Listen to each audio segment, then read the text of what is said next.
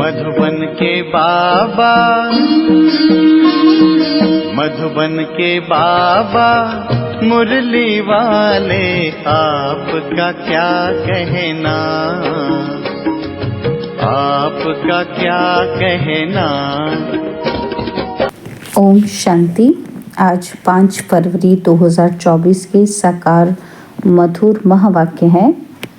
आज मीठे मीठे बाप दादा बोले, मीठे बच्चे, यह पढ़ाई है दी बेस्ट। इसे ही सोर्स ऑफ इनकम कहते हैं। पढ़ाई में पास होना है तो टीचर की मत पर चलते चलो। बाबा ने कहा यह पढ़ाई है दी बेस्ट।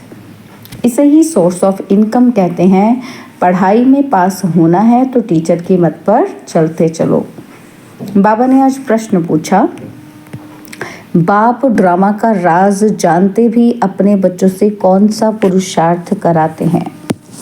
और उत्तर में बाबा कहते, बाबा जानते हैं कि नंबरवार ही सब बच्चे सतोप्रधान बनेंगे, लेकिन बच्चों से सदा यही पुरुषार्थ कराते कि बच्चे ऐसा पुरुषार्थ करो जो सजाएं न खानी पड़े। सजाओं से छूटने के लिए जितना हो सके प्यार से बाप को याद करो। चलते फिरते उठते बैठते याद में रहो तो बहुत खुशी रहेगी। आत्मा तमो प्रधान से सतो प्रधान बन जाएगी। ओम शांति। अब बच्चे जानते हैं बाबा हमको ज्ञान और योग सिखलाते हैं। हमारा योग कैसा है ये तो बच्चे ही जानते हैं। हम जो पवित्र थे वह अब अपवित्र बने हैं, क्योंकि 84 जन्मों का हिसाब तो चाहिए ना।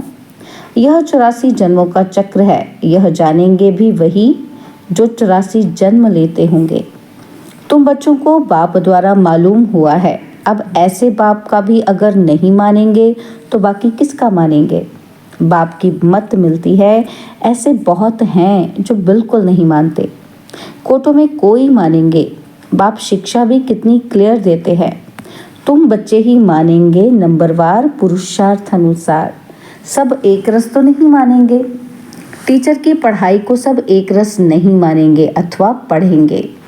नंबरवार कोई 20 मार्क्स लेते हैं, कोई कितनी मार्क्स लेती हैं, कोई तो नापास ही हो पड़ते हैं। नापास क्यों होते हैं? क्योंकि टीचर की मत पर नहीं चलते हैं। वहाँ अनेक मतें मिलती हैं और यहाँ एक ही मत मिलती है। यह है वंडरफुल मत। बच्चे जानते हैं बरोबर हमने 84 जन्म लिए हैं। बाप कहते हैं मैं जिसमें प्रवेश करता हूँ। ये किसने कहा? शिव बाबा ने। मैं जिसमें प्रवेश करता हूँ, जिसको भागीरथ कहते हैं, वह अपने जन्मों को नहीं जानते थे। तुम बच्चे भी नहीं जानते थे। तुमको अभी समझाता हूँ। तुम इतने जन्म सतो प्रधान थे, फिर सतो रजो तमो में आते नीचे उतरते आए। अब तुम यहाँ पढ़ने आए हो। पढ़ाई है कमाई, सोर्स ऑफ इनकम। यह पढ़ाई है ही द बेस्ट। उस पढ़ाई में कहेंगे ICS द बेस्ट। तुम जो 16 कला संपूर्ण देवता थे, अभी कोई गुण नहीं रहा है। गाते हैं कि निर्गुण हारे में कोई गुण नहीं। सब ऐसे कहते रहते हैं। समझते हैं कि सर्वत्र भगवान है, देवताओं में भी भगवान है। इसलिए देवताओं के आगे बैठ कहते हैं कि मैं निर्गुण हारे में कोई गुण नहीं। आपको ही तर्स करना पड़ेगा। गाया भी जाता है, बाबा ब्लिसफुल है, मेहरबान है, हमारे ऊपर दया करते हैं। कहते हैं हे ईश्वर रहम करो। बाप को बुलाते हैं। अब वही बाप तुम्हारे सामने आया है। ऐसे बाप को जानते हैं तो उनको कितनी खुशी होनी चाहिए। बेहद का बाप जो हमको हर 5000 वर्ष के बाद फिर से सारे विश्व की राजाई देते हैं, तो कितनी अथाह खुशी होनी चाहिए। तुम जानते हो कि श्रीमत पर हम श्रेष्ठ से श्रेष्ठ बन रहे हैं। अगर श्रीमत पर चलेंगे तो श्रेष्ठ बनेंगे।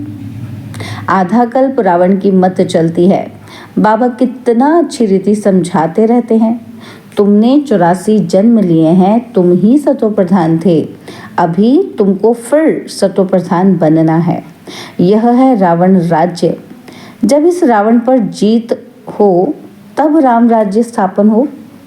बाप कहते हैं तुम मेरी ग्लानि करते हो। बाप का नाम गायन करने के बदले ग्लानि करते हैं। बाप कहते हैं तुमने मेरा कितना अपकार किया है, यह भी ड्रामा बना हुआ है। अब ये सब समझानी दी जाती है कि इन सब बातों से निकलो, एक को याद करो। गायन भी है सत्य का संग तारे 21 जन्मों के लिए। तब डुबोए कौन?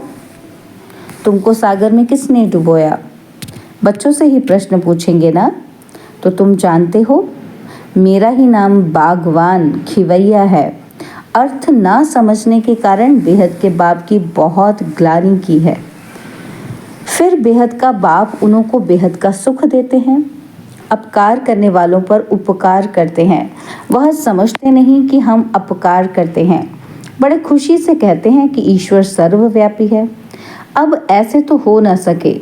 हरेक को अपना अपना पाठ मिला हुआ है। यह भी तुम जानते हो, जब देवी देवताओं का राज्य था तो और कोई राज्य ही नहीं था। भारत सतो प्रधान था, अब है तमो प्रधान। बाप आते ही हैं दुनिया को सतो प्रधान करने, सो भी तुम बच्चों को ही मालूम है। सारी दुनिया को अगर मालूम पड़े तो यहाँ कैसे आएंगे पढ़ने के लिए? तो तुम बच्चों को अथाह खुशी होनी चाहिए। खुशी जैसी खुराक नहीं। सतयुग में तुम बहुत खुश रहते हो। देवताओं का खान पान आदि बहुत सूक्ष्म होता है, बहुत खुशी रहती है। अभी तुमको खुशी मिलती है। तुम जानते हो हम सतो प्रधान थे। अब फिर बाबा हमको ऐसी फर्स्ट क्लास युक्ति बताते हैं। गीता में भी पहला पहला अक्षर है मन मना भव। यह गीता एपिसोड है ना, तो गीता में श्री कृष्ण का नाम डाल सारा मुझारा कर दिया है। वह है भक्ति मार्ग। बाप भी नॉलेज समझाते हैं। इनमें कोई खिटपिट की बात नहीं, सिर्फ तमो प्रधान से सतो प्रधान बनना है। यह तमो प्रधान दुनिया है। कलयुग में देखो मनुष्यों का हाल क्या हो गया है। ढेर मनुष्य हो गए हैं और सतयुग में एक धर्म, एक भाषा और एक बच्चा होता है। एक ही राज्य चलता है। यह ड्रामा बना हुआ है। तो एक है सृष्टि चक्र का ज्ञान, दूसरा है योग। ज्ञान का धुरिया और होली। मुख्य बात बाप समझाते हैं। इस समय सबकी तमो प्रधान जड़ जड़ी भूत अवस्था है। विनाश सामने खड़ा है। अब बाप कहते हैं तुमने हमको बुलाया है कि हमको पावन बनाने आओ। तुम पतित बन गए हो। पतित पावन मुझे ही कहते हैं। अब मेरे साथ योग लगाओ, मामेकम याद करो। मैं तुमको सब कुछ राइट ही बताऊंगा। बाकी जन्म जन्मांतर तुम अनराइटियस बनते ही आए हो। सतो प्रधान से तमो प्रधान बन पड़े हो। बाप बच्चों से बात करते हैं, मीठे बच्चे, अभी तुम्हारी आत्मा तमो प्रधान बनी है। किसने बनाई? 5 विकारों ने। मनुष्य तो इतने प्रश्न पूछते हैं जो माथा ही खराब कर देते हैं। शास्त्रार्थ करते हैं तो आपस में लड़ पड़ते हैं, एक दो को लाठी भी लगाते हैं। यहाँ तो बाप तुमको पतित से पावन बनाते हैं। इसमें शास्त्र क्या करेंगे? पावन बनना है ना, तो कलयुग के बाद फिर सतयुग जरूर आना है। सतो प्रधान भी जरूर बनना है। बाप कहते हैं अपने को आत्मा समझो। तुम्हारी आत्मा तमो प्रधान बनी है तो शरीर भी तमो प्रधान मिलता है। सोना जितना कैरेट होगा जेवर भी ऐसा बनेगा। खाद पड़ती है ना, अब तुमको 24 कैरेट सोना बनना है। देही अभिमानी भव। देह अभिमान में आने से तुम छीछी बन पड़े हो। कोई खुशी नहीं है। बीमारियां, रोग आदि सब कुछ है। अब पतित पावन मैं ही हूँ। मुझे तुमने बुलाया है। मैं कोई साधु संत आदि नहीं हूँ। कोई आते हैं कहते हैं गुरुजी का दर्शन करें। बोलो गुरुजी तो है नहीं और दर्शन से भी कोई फायदा नहीं। बाप तो हर बात सहज समझाते हैं। जितना याद करेंगे उतना तमो प्रधान से सतो प्रधान बनेंगे, फिर देवता बन जाएंगे। तुम यहाँ फिर से देवता सतो प्रधान बनने के लिए आए हो। बाप कहते हैं मेरे को याद करने से तुम्हारी कट निकल जाएगी। सतो प्रधान बनेंगे, पुरुषार्थ से ही बनेंगे ना। उठते बैठते चलते बाप को याद करो। क्या स्नान करते बाप को याद नहीं कर सकते हो? अपने को आत्मा समझ बाप को याद करो तो कट निकलेगी और खुशी का पारा चढ़ेगा। तुमको कितना धन देता हूँ, तुम आए हो विश्व का मालिक बनने। वहाँ तुम सोने के महल बनाएंगे, कितने हीरे जवाहर होंगे। भक्ति में जो मंदिर बनाते हैं उसमें कितने हीरे जवाहरात होते हैं। बहुत राजाएं मंदिर बनाते हैं, इतना हीरा सोना कहाँ से आता है? अब तो है ही नहीं। यह ड्रामा भी तुम जानते हो कि कैसे चक्र फिरता है। यह बैठेगा भी उनकी बुद्धि में जिन्होंने सबसे जास्ती भक्ति की है। नंबरवार ही समझेंगे। यह पता पड़ेगा कि कौन बहुत सर्विस करते हैं, बहुत खुशी में रहते हैं, योग में रहते हैं। वह अवस्था पिछाड़ी में होगी। योग भी जरूरी है, सतो प्रधान बनना है। बाप आया हुआ है तो उनसे वर्षा लेना है। यह भी कहते हैं बाबा तो हमारे साथ है। मैं सुन रहा हूँ, तुमको सुनाते हैं तो मैं भी सुनता जाता हूँ। किसको तो सुनाएंगे ना। ज्ञान अमृत का कलश तुम माताओं को मिलता है। माताएं सबको बांटती हैं, सर्विस करती हैं। तुम सब सीताएं हो, राम एक है। तुम सब ब्राइड्स हो और मैं हूँ ब्राइड ग्रूम। तुमको श्रृंगार कर ससुराल घर भेज देते हैं। गाते भी हैं कि वह बापों का बाप है, पतियों का पति है। एक तरफ महिमा करते हैं और दूसरी तरफ ग्लानि करते हैं। शिव बाबा की महिमा अलग है, श्री कृष्ण की महिमा अलग है। पोजीशन सबका अलग अलग है और यहाँ सबको मिलाकर एक कर दिया है। अंधेर नगरी, अब तुम बाबा का बने हो। शिव बाबा के पोत्रे पोत्रियां हो। तुम सबका हक लगता है। इस बाबा के पास तो प्रॉपर्टी है ही नहीं। प्रॉपर्टी मिलती है हद की और बेहद की। तीसरा कोई है नहीं जिससे वर्षा मिले। यह कहते हैं हम भी उनसे वर्षा लेते हैं। कौन कहते हैं? ब्रह्मा बाबा। वो कहते हैं कि हम भी उनसे ही वर्षा लेते हैं। पारलौकिक परमपिता परमात्मा को सब याद करते हैं। सत्युग में याद नहीं करते। सत्युग में है एक बाप और रावण राज्य में है दो बाप। संगम पर है तीन बाप, लौकिक, पारलौकिक और अलौकिक। तीसरा है वंडरफुल अलौकिक बाप। इन द्वारा बाप वर्षा देते हैं। इनको भी उनसे वर्षा मिलता है। ब्रह्मा को एडम भी कहते हैं, ग्रेट ग्रेट ग्रैंडफादर। शिव को तो फादर ही कहेंगे। सिजरा मनुष्यों का ब्रह्मा से शुरू होता है, इसलिए उनको ग्रेट ग्रेट ग्रैंडफादर कहा जाता है। नॉलेज तो बहुत सहज है। तुमने 84 जन्म लिए हैं, समझाने के लिए चित्र भी है। अब इसमें उल्टा सुल्टा प्रश्न करने की दरकार नहीं है। ऋषि मुनियों से भी पूछते थे तो वो भी नीति नीति कह देते थे। अब बाप आकर अपना परिचय देते हैं तो ऐसे बाप को कितना प्यार से याद करना चाहिए। अब धीरे धीरे तुम बच्चे ऊपर चढ़ते जाते हो ड्रामा अनुसार। कल्प कल्प नंबरवार कोई सतो प्रधान, सतो रजो तमो बनते हैं। ऐसा ही पद वहाँ मिलता है। इसलिए बाप कहते हैं बच्चे अच्छी रीति पुरुषार्थ करो, जो सजाए न खाओ। पुरुषार्थ जरूर कराते हैं। भल समझते हैं कि बनेंगे वही जो कल्प पहले बने होंगे, परंतु पुरुषार्थ जरूर कराएंगे। जो नज़दीक वाले होते हैं पूजा भी अच्छी तरह वही करते हैं। पहले पहले तुम मेरी ही पूजा करते हो, फिर देवताओं की पूजा करते हो। अब तुमको देवता बनना है। तुम अपने राज्य योग बल से स्थापन कर रहे हो। योग बल से तुम विश्व की बादशाही लेते हो। बाहुबल से कोई विश्व की बादशाही ले न सके। वह लोग भाई भाई को आपस में लड़ाते रहते हैं, कितना बारूद बनाते हैं, उधार में एक दो को देते रहते हैं। बारूद है ही विनाश के लिए, परंतु ये किसी की बुद्धि में नहीं आता, क्योंकि वह समझते हैं कि कल्प लाखों वर्ष का है, घोर अंधियारे में है, विनाश हो जाएगा और सब कुंभकर्ण की नींद में सोए रहेंगे, जागेंगे ही नहीं। तुम अभी जागे हो। बाप है ही जागती ज्योत, नॉलेजफुल।